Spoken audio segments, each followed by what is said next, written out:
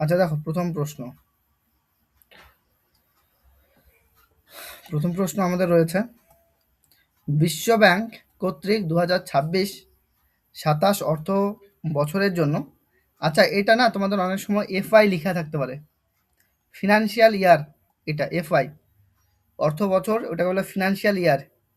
তো অনেক সময় এরকম লেখা থাকে বিশ্ব ব্যাংক কর্তৃক, মানে ওয়ার্ল্ড ব্যাংক কর্তৃক 2026-27 অর্থ বছরের জন্য ভারতের সংশোধিত অর্থনৈতিক প্রবৃদ্ধি, মানে অর্থনৈতিক প্রবৃদ্ধি, এটা বলতে জিডিপি গ্রোথের পূর্বাভাস কত, মানে জিডিপি কত বৃদ্ধি পেতে পারে 2026-27 অর্থ বছরে। এটা কোন অর্থ বছর চলছে বর্তমানে? এটা 2025-2026, এটা 2025-2026 ফিনান্সিয়াল ইয়ার চলছে। এই ফিনান্সিয়াল ইয়ারটা হচ্ছে 2025-2026। এরপরে যে ফিনান্সিয়াল ইয়ারটা আসবে সেটা হচ্ছে 2026-2027। ব্যাপারটা কীরকম, কোথার থেকে শুরু হয়? মার্চের থেকে শুরু হয়, না 1 এপ্রিল থেকে শুরু হয়। 1 এপ্রিল থেকে শুরু হয় কোনো বছরে, ধরো 2026 সালের 1 এপ্রিল থেকে শুরু হবে। 2027 সালের 31 মার্চ অবধি চলবে। এইটা একটা ফিনান্সিয়াল ইয়ার। তো এটা কি চলছে? এপ্রিল তো, আচ্ছা এটা 26-27 চলছে, বুঝতে পারছো? 26-27 চলছে বর্তমান যে ফিনান্সিয়াল ইয়ারটা চলছে, সেটা 26-27, কারণ এপ্রিল তো পার হয়ে গেছে। তো মোট কথা হচ্ছে এই যে 2026-27 যে ফিনান্সিয়াল ইয়ার, এই ইয়ারে ভারতের জিডিপি গ্রোথটা কত হতে পারে তার পূর্বাভাস দিয়েছে বিশ্ব ব্যাংক, মানে জিডিপি গ্রোথটা কত হতে পারে। তো বিশ্ব ব্যাংক বলেছে এই জিডিপি গ্রোথটা 6.6% হতে পারে। এটা ইকোনমিক্স বেসড কারেন্ট অ্যাফেয়ার্স, 6.6%। পরে 2026 সালের এপ্রিলে কোন দেশের ইভিয়ার ইরিট্রিয়ান সমভূমিতে 6000 বছরের পুরনো 200টিরও বেশি প্রত্নতাত্ত্বিক স্থান আবিষ্কৃত হয়েছে? সেটা হচ্ছে তোমাদের মিশর। উত্তর হয়ে যাবে মিশর, কেন ইজিপ্ট মানে তো মিশর না? হ্যাঁ, তো ইজিপ্টে নেবে। ইজিপ্টের ক্ষেত্রে দেখা গেছে এখানে 200টারও বেশি প্রাচীন বসতি, মানে পুরনো বসতি প্লাস স্থান খুঁজে পাওয়া গেছে। তো এটার উত্তর হয়ে যাবে ইজিপ্ট। গগনযান মিশনের জন্য দ্বিতীয় ইন্টিগ্রেটেড এয়ারড্রপ টেস্টে ব্যবহৃত সিমুলেটেড কোরু মডিউলের আনুমানিক ওজন কত ছিল? তো মিশনের নিরাপত্তার অংশ হিসাবে এই এয়ারড্রপ টেস্ট করা হয়। এয়ারড্রপ টেস্ট যেটা করা হয় সেটা কোনো একটা মিশনের ক্ষেত্রে এয়ারড্রপ টেস্ট করা হয় মিশনের নিরাপত্তার জন্য। তো 5.7 টন ওজনের এই সিমুলেটেড ক্রু মডিউলটি প্যারাশুট সিস্টেমের কার্যকারিতার মানে পরীক্ষা করতে ব্যবহার করা হয়েছে। এখানে যেটা ইন্টিগ্রেটেড এয়ারড্রপ টেস্ট ব্যবহার করা হয়েছে সেটা কত টনের? এটা 5.7 টনের। এটা একটা টেস্ট, ইন্টিগ্রেটেড এয়ারড্রপ টেস্ট, এটা একটা টেস্ট। এই টেস্টটা করা হয় কিসের জন্য? এই টেস্টটা করা হয় যে কোনো একটা, যখন মিশনে পাঠানো হবে কোনো একটা স্যাটেলাইটকে বা কোনো রকেট উৎক্ষেপণ করা হবে, সেক্ষেত্রে তার যে নিরাপত্তা, সেই নিরাপত্তা কতটা আছে সেটাকে টেস্ট করার জন্য এটা করা হয়ে থাকে। তো এয়ার ড্রপ যেটা টেস্ট করা হচ্ছে, সেখানে যে সিমুলেটেড ক্রু মডিউল ব্যবহার করা হয়েছে, সেই মডিউলটার ওজন কত? সেই মডিউলটার ওজন হচ্ছে 5.7 টনের মতো। তারপরে ভারত কোন দেশের সাথে 2026 এপ্রিলে, এইটা খুব ইম্পর্টেন্ট, আমি কিন্তু বলছি এটা ইম্পর্টেন্ট রয়েছে, পুনাত সাংচু বা সাংছু, পুনাত সাংছু 2, এই একটা বিদ্যুৎ প্রকল্প। পুনাত সাংছু 2 এই একটা বিদ্যুৎ প্রকল্প। এই প্রকল্প বিদ্যুৎ রপ্তানি শুল্ক প্রোটোকল স্বাক্ষর করেছে। মোট কথা সিম্পল হিসাবে আমার কাছে শোনো, এই পুনাত সাংছু 2 এই বিদ্যুৎ প্রকল্পটা স্বাক্ষর করেছে ভারত, এক তো হচ্ছে ইন্ডিয়া, তার সাথে স্বাক্ষর করেছে হচ্ছে ভুটান। ভালো করে বোঝো, ভুটান হচ্ছে মোটামুটিভাবে পাহাড়ি এলাকা বলা যায়। তো সেক্ষেত্রে নদী সংখ্যাও যথেষ্ট, তো সেখানকার নদীগুলো হয় খরস্রোতা, অর্থাৎ জলের স্পিডটা বেশি। তো সেখানে জলবিদ্যুৎ কিন্তু ইজিলি প্রডিউস করা যায়। এবার ইন্ডিয়ার ক্ষেত্রে কি হচ্ছে, ইন্ডিয়ার ক্ষেত্রে বিদ্যুতের প্রয়োজন। এবার জলবিদ্যুৎ উৎপন্ন হলে বিশেষ একটা কিন্তু পরিবেশ দূষণ ঘটে না, যেটা হচ্ছে তাপবিদ্যুৎ কেন্দ্রে প্রচুর পরিবেশ দূষণ ঘটে। তো ইন্ডিয়া কি করেছে, ভুটানের কাছ থেকে বিদ্যুৎ সাপ্লাই নেবে, তো ভুটান এমনি এমনি তো বিদ্যুৎ সাপ্লাই দেবে না। তো মোট কথা হচ্ছে ভুটানের কাছ থেকে সে বিদ্যুৎ কি করবে, আমদানি করবে। তার পরিবর্তে ভুটানকে কি দেবে, ভুটানকে কারেন্সি দেবে, টাকা দেবে। তো টাকার পরিবর্তে এটা নিয়ে আসছে, মানে এই চুক্তিটা করেছে ভুটানের সাথে, যে পুনাত সাংচু যদি বিদ্যুৎটা তৈরি হয়, এই প্রকল্পটা তৈরি হয়, বা সেক্ষেত্রে ভুটান কাকে সাপ্লাই দেবে বিদ্যুৎ, ইন্ডিয়াকে সাপ্লাই দেবে বিদ্যুৎ, আর ইন্ডিয়া তার পরিবর্তে ভুটানকে টাকা দেবে। অর্থাৎ এক্ষেত্রে আর্থিক দিক দিয়ে ভুটান এগিয়ে যাচ্ছে, আর বিদ্যুতের চাহিদা পূরণ হচ্ছে কার, ভারতের। তো সেটাই বলেছে। কোন দেশের সাথে হয়েছে, ভারতের সাথে হয়েছে ভুটানের, এটা মনে রাখবা, এটা ইম্পর্টেন্ট রয়েছে, রিসেন্টলি হয়েছে এটা, এপ্রিলেরই ঘটনা। বন্যপ্রাণী সংরক্ষণ ও পশু চিকিৎসালয় বিজ্ঞানের গবেষণার জন্য 2026 সালে ভান্তারা বিশ্ববিদ্যালয় কোন শহরে উদ্বোধন করা হয়েছে, ভান্তারা বিশ্ববিদ্যালয় কোন শহরে উদ্বোধন করা হয়েছে? তো মনে রাখবে, এই যে বিশ্ববিদ্যালয়টা, ভান্তারা বিশ্ববিদ্যালয়টা, এটা মেইনলি বন্যপ্রাণী সংরক্ষণ আর গবেষণার জন্য স্থাপন করা হচ্ছে। ফাংশনে হচ্ছে কি, বন্যপ্রাণী সংরক্ষণ আর গবেষণার জন্য করা হচ্ছে, এই ভান্তারা বিশ্ববিদ্যালয়টা স্টাবলিশ করা হচ্ছে। তো এই ভান্তারা বিশ্ববিদ্যালয়টা স্টাবলিশ করা হচ্ছে গুজরাটে। কোথায় বললাম, গুজরাটে স্থাপনা করা হচ্ছে। গুজরাটের কোথায়, গুজরাটের হচ্ছে জামনগর। এই ভান্তারা বিশ্ববিদ্যালয়টাকে স্টাবলিশ করা হচ্ছে, মানে প্রতিষ্ঠা করা হচ্ছে। তো এক্ষেত্রে হেল্প কে করছে, মানে এই বিশ্ববিদ্যালয়টা প্রতিষ্ঠার ক্ষেত্রে আর্থিক সহযোগিতার হাত বাড়িয়ে দিয়েছে জামনগর রিলায়েন্স ইন্ডাস্ট্রিজ, এখানে হাত বাড়িয়ে দিয়েছে। তো যাই হোক, এখানে আমাদের উত্তর হয়ে যাচ্ছে কি জামনগর। তবে হ্যাঁ, পরীক্ষায় জামনগর না থেকে গুজরাটও থাকতে পারে। হ্যাঁ, তোমরা এইভাবে মনে রাখবে, গুজরাটের জামনগর হিসেবে মনে রাখবে, তাহলে ভালো হয়।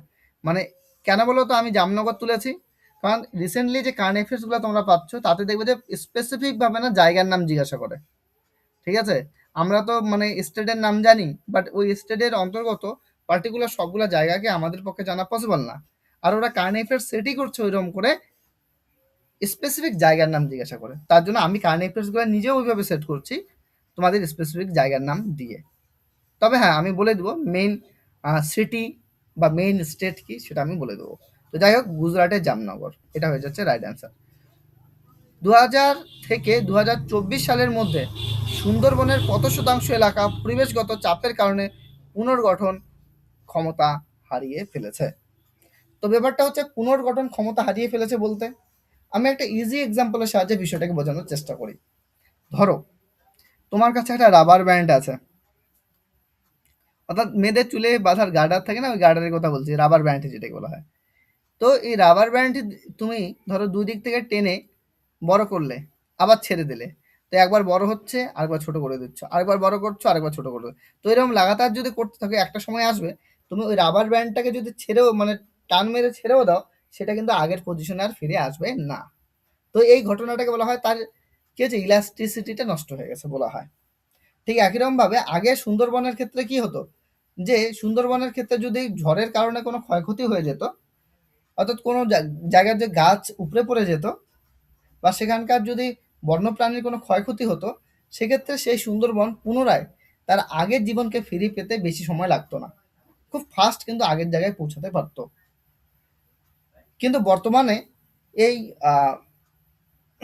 এক তো হচ্ছে মানুষের কিছু কর্মকাণ্ডের জন্য, দুই হচ্ছে চোরা শিকারের জন্য, তিন হচ্ছে মানে দূষণের জন্য, প্লাস চার হচ্ছে মানে বনকে উজাড় করে কেটে ফেলার জন্য কি হচ্ছে, যে সুন্দরবনের ওই যে ক্ষমতাটা, যে যেমন মানুষের রেসপেক্টে যদি বলে দিই, কোনো মানুষের যদি রোগ হয় খুব তাড়াতাড়ি সুস্থ হওয়ার যে ক্ষমতাটা, ঠিক একই রকম ভাবে সুন্দরবনের ঝড়ের মধ্যে কোনো ক্ষয়ক্ষতি হলে আবার আগের অবস্থায় ফিরে আসার যে ক্ষমতাটা, সেটা অনেকটাই নষ্ট হয়ে গেছে। এবার কত পার্সেন্ট নষ্ট হয়ে গেছে সেটা গবেষণার মধ্যে ধরা পড়েছে। সেই পার্সেন্টেজটা হচ্ছে 10 থেকে 15%। সেই পার্সেন্টেজটা হচ্ছে কত? 10 থেকে 15%। এই ডেটা বেসড কোশ্চেনগুলো রিসেন্টলি পরীক্ষায় হচ্ছে।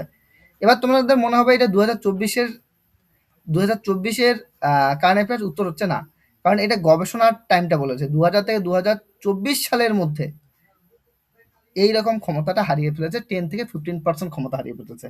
তার মানে এটা 2024-এর কারেন্ট অ্যাফেয়ার্স নয়, কারেন্ট অ্যাফেয়ার্স এটা 2026-এরই। কারণ 2026-এর এপ্রিল মাসেই এই রিপোর্টটা প্রকাশ পেয়েছে। তো তাদের জন্য এটা 2026-এরই কারেন্ট অ্যাফেয়ার্স। পরে দেখো, কোয়ান্টাম ডিভাইসে উন্নত গবেষণার নেতৃত্ব দেওয়ার জন্য কাকে ইউটিওআরএনএল গভর্নর্স চেয়ার পদে ভূষিত করা হয়েছে? দেখো, ব্যাপারটা হচ্ছে ইউটিওআরএনএল গভর্নর্স চেয়ার্স, এইটা একটা কিন্তু অনেক বড় একটা পদ। এই পদটা অনেক বড় পদ। এই পদটা কারা পায়? এই পদটা পায় সায়েন্টিস্টরা, বিজ্ঞানীরা। তো বিজ্ঞানীরা বিশেষ গবেষণার জন্য, অর্থাৎ বলতে গেলে গবেষণার ক্ষেত্রে যদি আমরা সেনাপতি বলি, ধরো কোনো একটা যুদ্ধ করার ক্ষেত্রে সেনাপতি লাগবে কি না, ঠিক এরকমভাবে কোনো একটা গবেষণার ক্ষেত্রে বড় বড় গবেষণার যে সেক্টরগুলো থাকে, সেই সেক্টরে একজন হেড থাকে। যে হেড থাকে, যে ওই বাকি বিজ্ঞানীদের কন্ট্রোল করে, অর্থাৎ তাদের গবেষণার জন্য সাজেস্ট করে, সেই পদটাই হচ্ছে ইউটিওআরএনএল গভর্নর্স চেয়ার। অনেক বড় একটা পদ।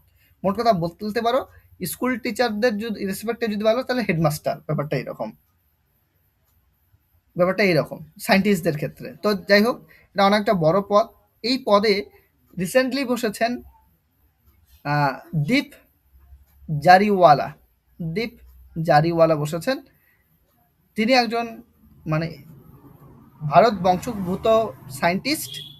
তিনি কি বিষয়ে গবেষণা করবেন? তিনি গবেষণা করবেন, মানে তিনি এবং ওনার টিম, মানে পার্টিকুলার ইনিও গবেষণা করবেন না, ইনি তো আহ, এখানকার মানে বলতে গেলে হেড। তবে উনার আন্ডারেও অনেকে কাজ করবেন, অনেক সায়েন্টিস্ট থাকবেন। তো সবাই মিলে উনি এবং উনার টিম মিলে যে বিষয়টাতে গবেষণা করবে সেটা হচ্ছে কোয়ান্টাম ডিভাইসের উপরে।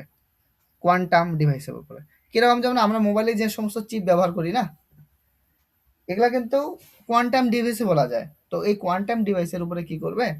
গবেষণা করবে, যাতে আরো কম মূল্যের মধ্যে ভালো ভালো ডিভাইস তৈরি করা যায় এবং খুব কম মূল্যের মধ্যে বিভিন্ন ধরনের চিপ তৈরি করা যায় তার উপরে। তো যাই হোক, দীপ জারিওয়ালা তিনি নিজেও একজন সায়েন্টিস্ট। আচ্ছা, 2026 সালের এপ্রিলে অনুষ্ঠিত আন্তর্জাতিক বিতর্ক প্রতিযোগিতা হার্মস ডায়ালগ 6.0-তে কোন শিক্ষা প্রতিষ্ঠান চ্যাম্পিয়ন হয়েছে? কোন শিক্ষা প্রতিষ্ঠান চ্যাম্পিয়ন হয়েছে? তো এই যে অনুষ্ঠানটা প্রথমে কোথায় হয় সেটা বলি। এই প্রতিযোগিতাটা মেনলি হয়েছে দিল্লিতে। এটা দিল্লিতে অনুষ্ঠিত হয়। তো এটাতে চ্যাম্পিয়ন হয়েছে ফোর্ড স্কুল অফ ম্যানেজমেন্ট। এটাতে চ্যাম্পিয়ন হয়েছে। এটা কোথায় হয়েছে? এটা দিল্লিতে হয়েছে। এইটাও তোমরা একটা কারেন্ট অ্যাফেয়ার্স হিসেবে মনে করবে যে এই প্রতিযোগিতাটা কোথায় অনুষ্ঠিত হয়েছে। উত্তর হয়ে যাবে দিল্লিতে অনুষ্ঠিত হয়েছে। কে চ্যাম্পিয়ন হয়েছে? ফোর্ড স্কুল অফ ম্যানেজমেন্ট এখানে চ্যাম্পিয়ন হয়েছে। মানে এটা একটা ডিবেট ডিবেট প্রতিযোগিতা, মানে ডিবেট ছিল, বিতর্ক প্রতিযোগিতা ছিল। ঠিক আছে। 2026 সালের এপ্রিলে কাকে ONDC, open network for digital commerce এর নতুন এমডি এবং সিইও হিসাবে নিযুক্ত করা হয়েছে? তো এক্ষেত্রে উত্তর হয়ে যাবে বিভর জৈন। বিভর জৈন তাকে কিন্তু ওএনডিসি এর এমডি এবং সিইও পদে নিযুক্ত করা হয়েছে। এবার ওএনডিসিটা কি? ব্যাপারটা হচ্ছে open network for digital commerce. ব্যাপারটা এরকম যে, জান আমরা তো ফ্লিপকার্ট অ্যামাজন আছে না, ফ্লিপকার্ট অ্যামাজন থেকে আমরা কি করি? বিভিন্ন ধরনের জিনিস কেনাকাটা করি। বা জোম্যাটোর কথা ভাবো, জোম্যাটো, জোম্যাটো আর হচ্ছে সুইগি। তো সেক্ষেত্রে কি হয়, আমরা জোম্যাটোতে গেলাম, এবার এমন একটা দোকান সার্চ করলাম যেটা হচ্ছে জোম্যাটোর অন্তর্গত নয়।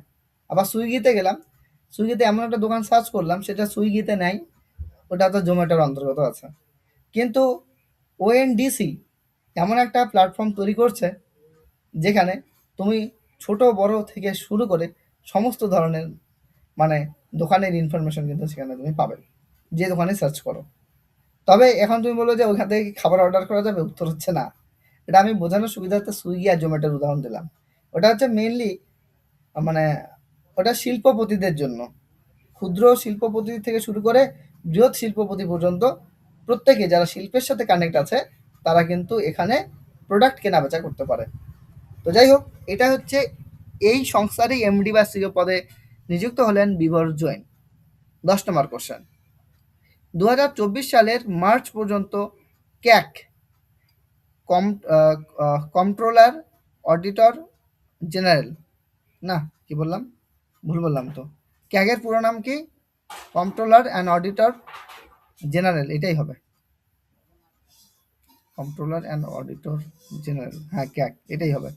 ক্যাক এর রিপোর্ট অনুযায়ী ওড়িশার প্রায় কত শতাংশ পিভিটিজি জনগোষ্ঠী জনকল্যাণমূলক সুবিধা থেকে বঞ্চিত?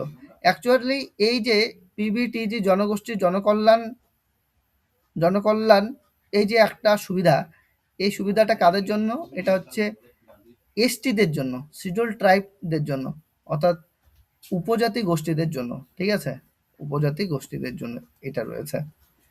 তো সেক্ষেত্রে দেখা গেছে আহ, সেটা বঞ্চিতর পরিমাণটা হচ্ছে 1,60,000-এর মতো হবে। এটার আনসার হয়ে যাবে 1,60,000।